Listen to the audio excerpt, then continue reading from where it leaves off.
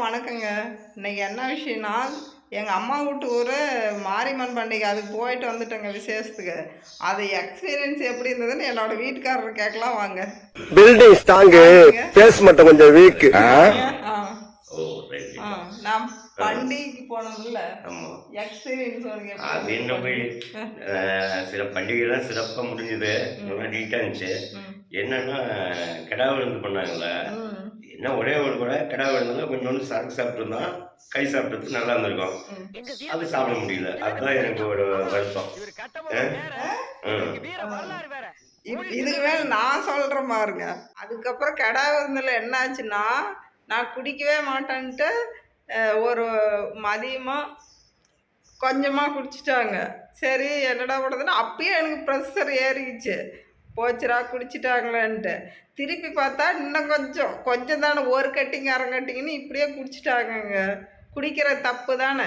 குடிக்கிறவங்க பார்த்தீங்கன்னாக்கா ரொம்ப நல்லவங்களாக இருப்பாங்க. குடியை கையில் தொடுற வரைக்கும் அவங்கள போல நல்லவங்க இந்த உலகத்தில் உண்டாங்கிற அளவுக்கு அவ்வளோ நல்லவங்களாக தாங்க இருக்கிறாங்க. ஆனால் குடியை தொட்ட பின்னாடி அப்படியே ஆப்போசிட்டாக மாறிடுறாங்க. அதனால் என்ன சொல்ல வரேன்னா, ஒய்ஃபை வெளியில் கூட்டிகிட்டு போகிறாங்கன்னா போயிட்டு வர வரையிலும் குடியை தொடாமல் வந்துடுங்க.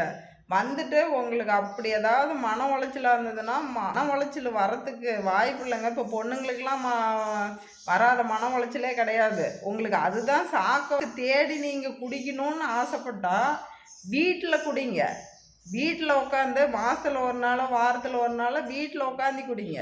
தயவு செஞ்சு வெளியில் போய் ஒரு ஃபங்க்ஷனோ ஒரு விசேஷமோ வருதே நாங்கள் பார்ட்டி கொண்டாடுறோங்க அப்படின்னு தயவு செஞ்சு குடிக்காதீங்க. ஏன் இதை சொல்கிறேன்னா, இப்போ இருக்கிற சின்ன பிள்ளைங்கள்லேருந்து பெரியவங்க வரைக்கும் நிறைய குடிக்கிறாங்க. ஆனால் அதனுடைய பின்விளைவு யாருக்கும் தெரியறதில்ல. நான் என்ன சொல்கிறேன்னா, ஒரு கல்யாணம் ஆகிற வரையிலும் உங்கள் அம்மா அப்பாவை கொஞ்சம் ஏமாற்றிட்டு குடிக்கிறீங்க. ஆனால் அதே மாதிரி வரப்போகிற பொண்டாட்டியும் ஏமாற்றலான்னு நினைக்கிறீங்க. அது தப்பு. நீங்கள் 20லேருந்து கல்யாணம் ஆகி 20 வருஷத்துக்கு நீங்கள் என்ன திருப்பி அவங்களுக்கு பாசத்தை தரீங்களா, அது பல மடங்கு உங்களுக்கு வந்து சேரும்.